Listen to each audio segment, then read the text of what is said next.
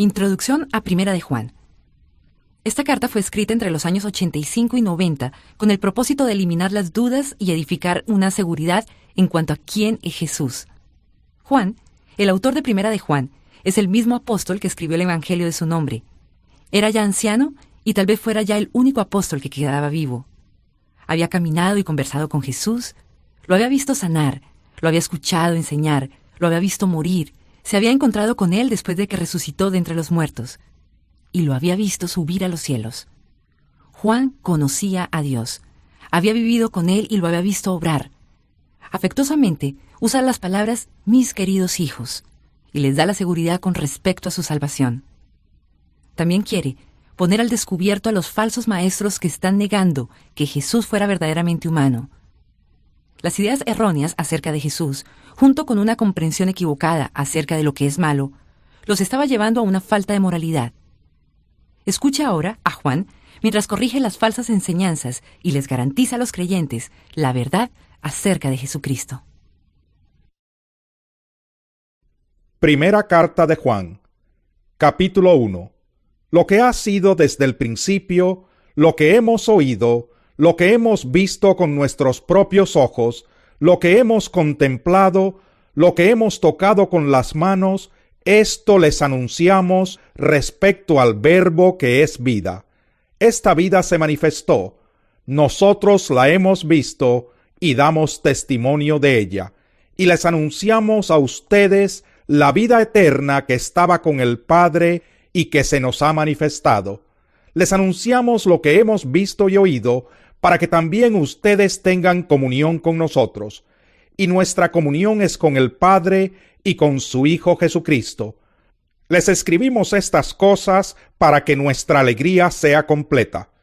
Este es el mensaje que hemos oído de Él y que les anunciamos. Dios es luz y en Él no hay ninguna oscuridad. Si afirmamos que tenemos comunión con Él, pero vivimos en la oscuridad, mentimos y no ponemos en práctica la verdad. Pero si vivimos en la luz, así como Él está en la luz, tenemos comunión unos con otros, y la sangre de su Hijo Jesucristo nos limpia de todo pecado. Si afirmamos que no tenemos pecado, nos engañamos a nosotros mismos y no tenemos la verdad. Si confesamos nuestros pecados, Dios, que es fiel y justo, nos los perdonará y nos limpiará de toda maldad. Si afirmamos que no hemos pecado, lo hacemos pasar por mentiroso y su palabra no habita en nosotros. Capítulo 2. Mis queridos hijos, les escribo estas cosas para que no pequen, pero si alguno peca, tenemos ante el Padre a un intercesor, a Jesucristo el justo. Él es el sacrificio por el perdón de nuestros pecados, y no solo por los nuestros, sino por los de todo el mundo. ¿Cómo sabemos si hemos llegado a conocer a Dios? Si obedecemos sus mandamientos. El que afirma, lo conozco, pero no obedece sus mandamientos, es un mentiroso y no tiene la verdad. En cambio, el amor de Dios se manifiesta plenamente en la vida del que obedece su palabra. De este modo sabemos que estamos unidos a Él. El que afirma que permanece en Él debe vivir como Él vivió. Queridos hermanos, lo que les escribo no es un mandamiento nuevo, sino uno antiguo que han tenido desde el principio. Este mandamiento antiguo es el mensaje que ya oyeron. Por otra parte, lo que les escribo es un mandamiento nuevo, cuya verdad se manifiesta tanto en la vida de Cristo como en la de ustedes, porque la oscuridad se va desvaneciendo y ya brilla la luz verdadera. El que afirma que está en la luz, pero odia a su hermano, todavía está en la oscuridad. El que ama a su hermano permanece en la luz, y no hay nada en su vida que lo haga tropezar. Pero el que odia a su hermano está en la oscuridad, y en ella vive, y no sabe a dónde va, porque la oscuridad no lo deja ver. Les escribo a ustedes, queridos hijos, porque sus pecados han sido perdonados por el nombre de Cristo. Les escribo a ustedes, padres, porque han conocido al que es desde el principio. Les escribo a ustedes, jóvenes, porque han vencido al maligno. Les he escrito a ustedes, queridos hijos, porque han conocido al Padre. Les he escrito a ustedes, padres, porque han conocido al que es desde el principio. Les he escrito a ustedes, jóvenes, porque son fuertes y la palabra de Dios permanece en ustedes y han vencido al maligno. No amen al mundo ni nada de lo que hay en él. Si alguien ama al mundo, no tiene el amor del Padre, porque nada de lo que hay en el mundo, los malos deseos del cuerpo, la codicia de los ojos y la arrogancia de la vida, proviene del Padre, sino del mundo. El mundo se acaba con sus malos deseos, pero el que hace la voluntad de Dios permanece para siempre. Queridos hijos, esta es la hora final, y así como ustedes oyeron que el anticristo vendría, muchos son los anticristos que han surgido ya. Por eso nos damos cuenta de que esta es la hora final. Aunque salieron de entre nosotros, en realidad no eran de los nuestros. Si lo hubieran sido, se habrían quedado con nosotros. Su salida sirvió para comprobar que ninguno de ellos era de los nuestros. Todos ustedes, en cambio, han recibido unción del Santo, de manera que conocen la verdad. No les escribo porque ignoren la verdad, sino porque la conocen y porque ninguna mentira procede de la verdad. ¿Quién es el mentiroso sino el que niega que Jesús es el Cristo? Es el anticristo, el que niega al Padre y al Hijo. Todo el que niega al Hijo no tiene al Padre. El que reconoce al Hijo tiene también al Padre. Permanezca en ustedes lo que han oído desde el principio, y así ustedes permanecerán también en el Hijo y en el Padre. Esta es la promesa que Él nos dio, la vida eterna. Estas cosas les escribo acerca de los que procuran engañarlos. En cuanto a ustedes, la unción que de Él recibieron permanece en ustedes, y no necesitan que nadie les enseñe. Esa unción es auténtica, no es falsa, y les enseña todas las cosas. Permanezcan en Él tal y como Él les enseñó.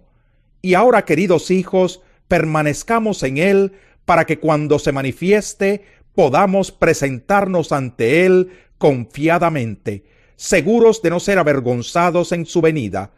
Si reconocen que Jesucristo es justo, reconozcan también que todo el que practica la justicia ha nacido de Él. Capítulo 3. Fíjense qué gran amor nos ha dado el Padre, que se nos llame hijos de Dios, y lo somos. El mundo no nos conoce, precisamente porque no lo conoció a Él. Queridos hermanos, ahora somos hijos de Dios, pero todavía no se ha manifestado lo que habremos de ser. Sabemos, sin embargo, que cuando Cristo venga, seremos semejantes a Él, porque lo veremos tal como Él es. Todo el que tiene esta esperanza en Cristo se purifica a sí mismo, así como Él es puro. Todo el que comete pecado quebranta la ley. De hecho, el pecado es transgresión de la ley. Pero ustedes saben que Jesucristo se manifestó para quitar nuestros pecados, y Él no tiene pecado. Todo el que permanece en Él no practica el pecado. Todo el que practica el pecado no lo ha visto ni lo ha conocido. Queridos hijos, que nadie los engañe. El que practica la justicia es justo, así como Él es justo. El que practica el pecado es del diablo, porque el diablo ha estado pecando desde el principio. El Hijo de Dios fue enviado precisamente para destruir las obras del diablo. Ninguno que haya nacido de Dios practica el pecado, porque la semilla de Dios permanece en él. No puede practicar el pecado porque ha nacido de Dios. Así distinguimos entre los hijos de Dios y los hijos del diablo. El que no practica la justicia no es hijo de Dios, ni tampoco lo es el que no ama a su hermano. Este es el mensaje que han oído desde el principio, que nos amemos los unos a los otros. No seamos como Caín, que por ser del maligno asesinó a su hermano. ¿Y por qué lo hizo? porque sus propias obras eran malas y las de su hermano justas. Hermanos, no se extrañen si el mundo los odia. Nosotros sabemos que hemos pasado de la muerte a la vida, porque amamos a nuestros hermanos. El que no ama permanece en la muerte. Todo el que odia a su hermano es un asesino. Y ustedes saben que en ningún asesino permanece la vida eterna. En esto conocemos lo que es el amor, en que Jesucristo entregó su vida por nosotros. Así también nosotros debemos entregar la vida por nuestros hermanos. Si alguien que posee bienes materiales ve que su hermano está pasando necesidad y no tiene compasión de él, ¿cómo se puede decir que el amor de Dios habita en él? Queridos hijos, no amemos de palabra ni de labios para afuera, sino con hechos y de verdad. En esto sabremos que somos de la verdad, y nos sentiremos seguros delante de Él, que aunque nuestro corazón nos condene, Dios es más grande que nuestro corazón, y lo sabe todo.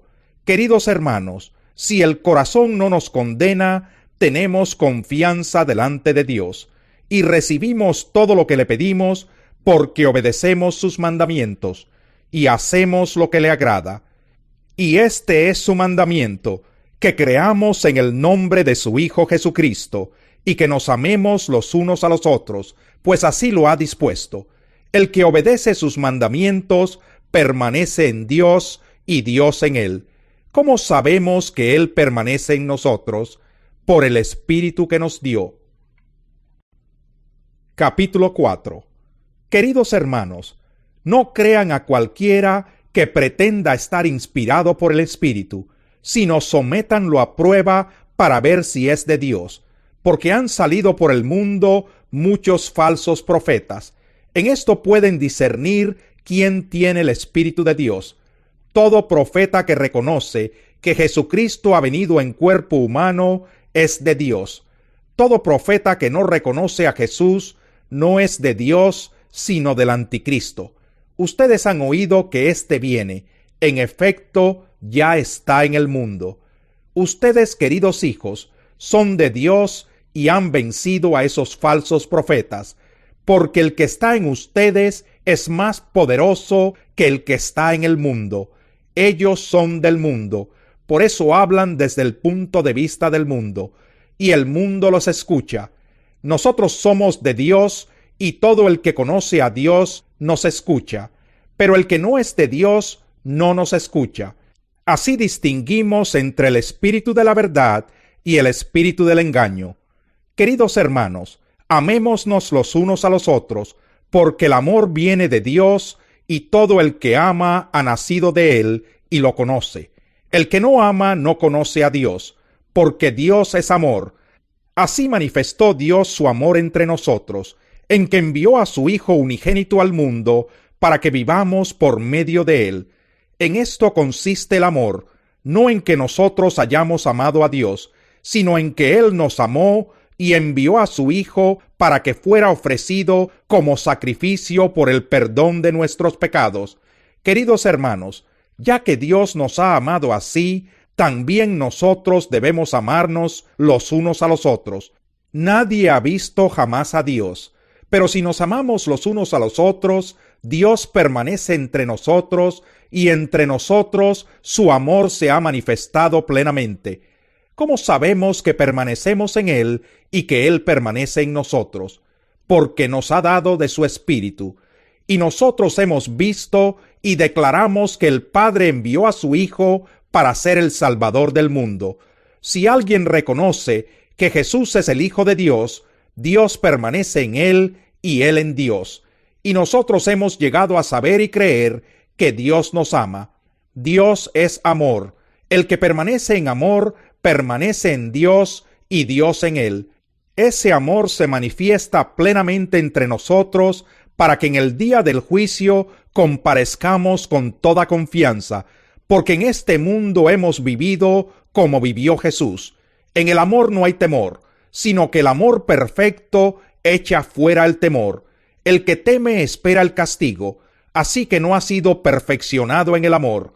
Nosotros amamos a Dios porque Él nos amó primero. Si alguien afirma, yo amo a Dios, pero odia a su hermano, es un mentiroso, pues el que no ama a su hermano, a quien ha visto, no puede amar a Dios, a quien no ha visto. Y Él nos ha dado este mandamiento: el que ama a Dios, ame también a su hermano. Capítulo 5.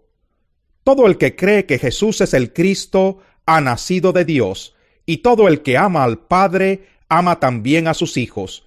Así, cuando amamos a Dios y cumplimos sus mandamientos, sabemos que amamos a los hijos de Dios.